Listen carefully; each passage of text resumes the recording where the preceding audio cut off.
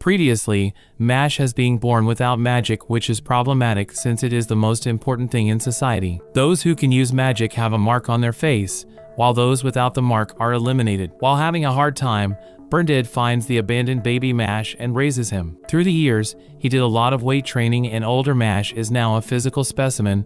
One day the magic police catch wind of his existence and attack him and his dad, but he manages to defeat them without magic, which surprises everyone. The leader of the unit named Brad promises that they will continue to hunt him down, but he proposes that if Mash becomes the best student in magic school, he will not report him as it would mean that society has accepted him. Things continue with Mash and Finn having a hot drink in their dorm. The magicless student inspects his 2 silver coins as it is revealed that it takes 5 pieces to make 1 gold coin. A series of complex equations play through Mash's head as he tries to calculate how many more coins he needs to get that gold coin. His number processing gives him an answer of 28. Finn can't believe his ears as he states that 5 minus 2 is 3. Mash explains his wrong answer is a result of the trick question.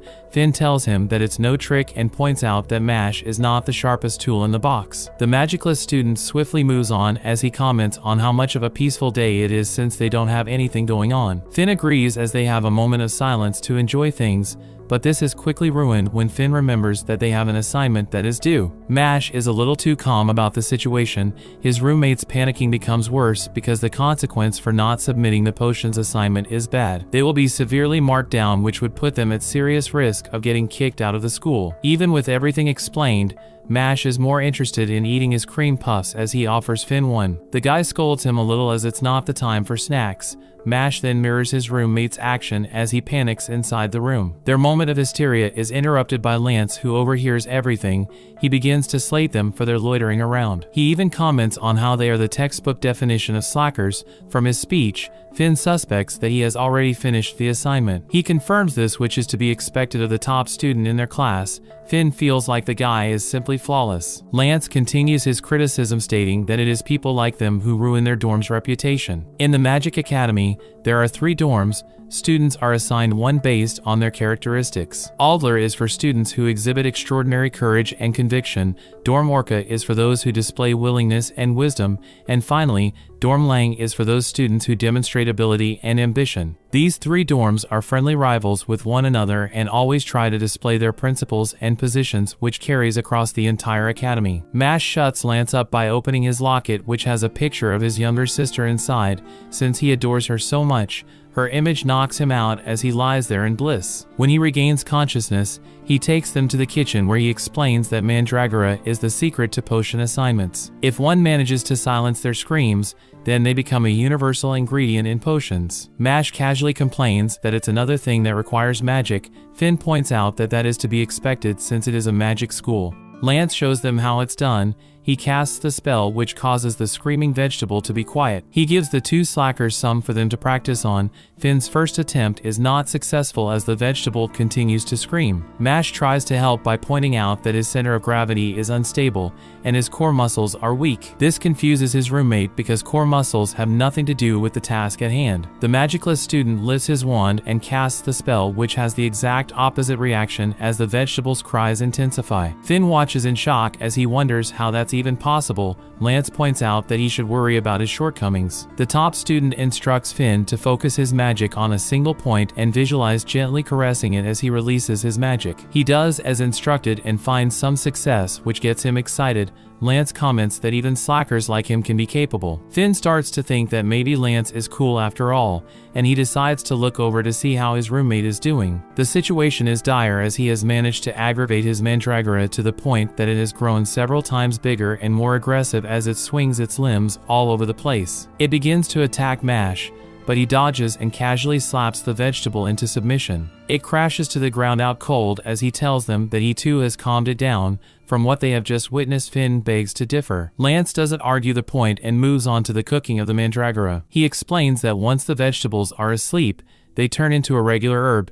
He advises them to watch closely even though he thinks the process is somewhat simple. Lance turns into Gordon Ramsay as he blitzes through the steps and presents the complete potion. Finn is flabbergasted as what he just witnessed was anything but easy. On the other hand, Mash feels like he understands the demonstration, which his roommate finds hard to believe. As long as it's not magic, The guy is confident. He goes through the process just like Lance, but instead of a potion, he ends up with a cream puff, which sends Finn into stage 2 shock. Lance feels like Mash is messing around, so he decides to go through each step with him carefully. Even the top student is surprised that he managed to make cream puff again. In his mind it is impossible because he assisted him through the whole process. They just concluded that apart from fighting, he's pretty useless at everything else. Lance takes his time to let Mash know that he doesn't intend to ever lose to him again. He will also not let anyone else take the coins till he wins them back, but Mash is confident that no one can take them away from him. During that interim, Dot walks through the corridor and bumps into a student trio.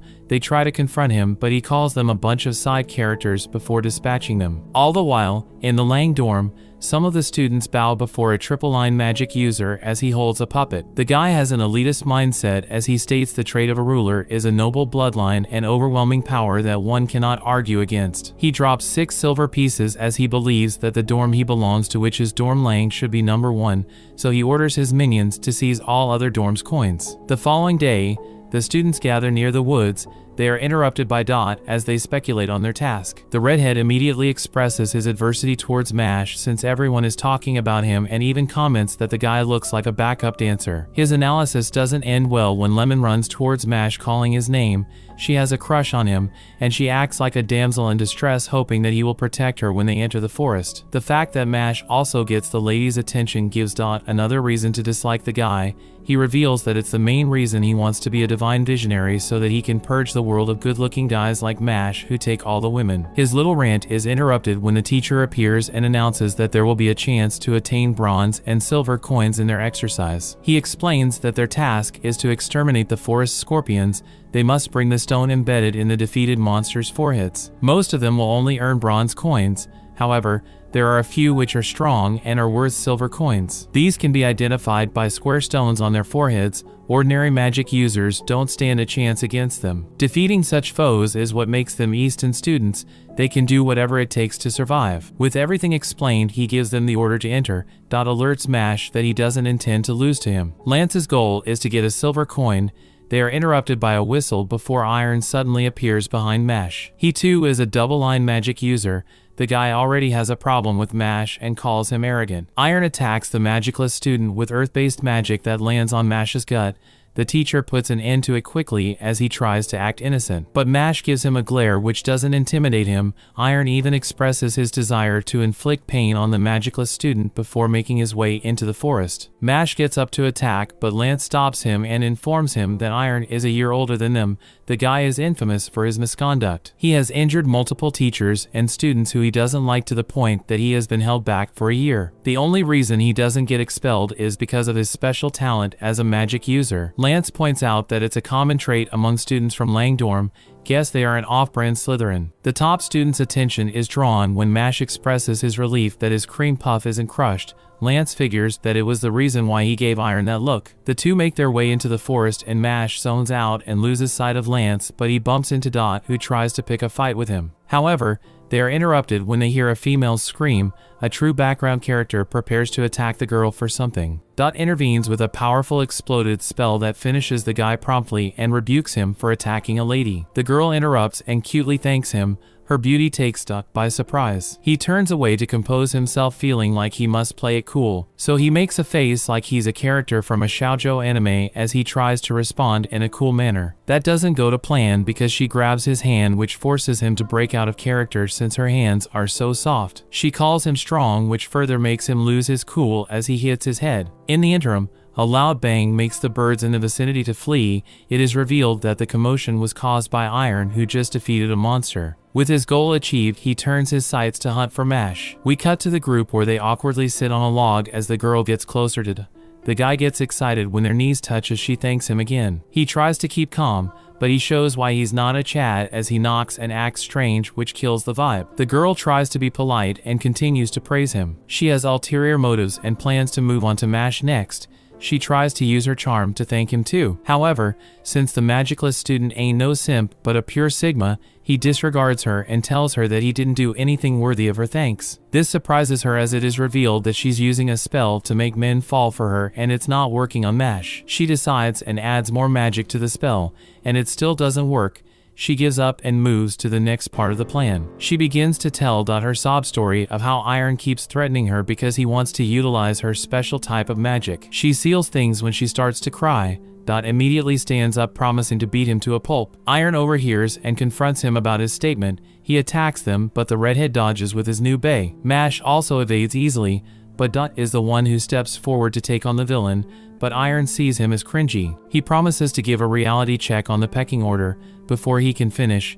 Goes on the offensive with a powerful explosion attack. He then follows with a rapid fire and finishes things with a giant explosion that even creates the signature mushroom. All the while, Mash casually eats a cream puff as brags thinking that he has won the fight. Things quickly move to Lance, who has found Lemon and Finn, who are happy that he's around to save them. Back to the fight. Is shocked to see that Iron protected himself. His attack couldn't penetrate. The second year retaliates with a powerful earth attack that does big damage to the redhead. However, it knocked Mash's cream puff out of his hands. The magicless student pauses for a moment as Iron insults. One can tell that he's not happy that his cream puff is on the floor. From the expression on his face, you know Iron is a goner. His laugh fades as the episode comes to an end.